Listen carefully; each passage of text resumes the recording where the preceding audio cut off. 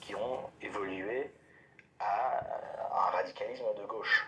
Donc aujourd'hui, les conservateurs qui font face à des questions telles que est-ce qu'il y a un problème avec l'état de droit en Pologne? Est-ce que les personnes LGBTQIA+, sont persécutées en Pologne? Est-ce que les Polonais sont racistes envers les migrants qui essayent de franchir la frontière polonaise et la frontière de l'Union européenne? Ces questions-là sont déjà... elles sont injustes parce qu'elles se trouvent...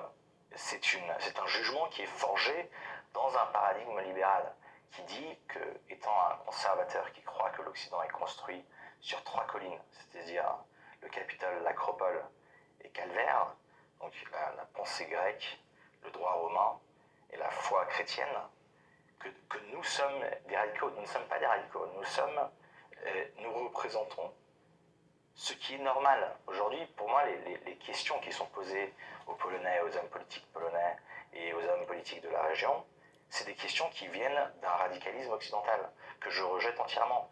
Est-ce qu'il y a un problème avec l'état de droit en Pologne? Oui. D'un point de vue de la démocratie libérale, certainement. Est-ce qu'il y a un problème avec la persécution de personnes LGBTQIA+ en Pologne? Le mot persécution est extrêmement fort, mais est-ce que les gens LGBTQIA+, en Pologne ont les mêmes droits et privilèges que les gens en Occident? Non, certainement pas. Est-ce qu'il y a un problème avec le racisme envers les migrants?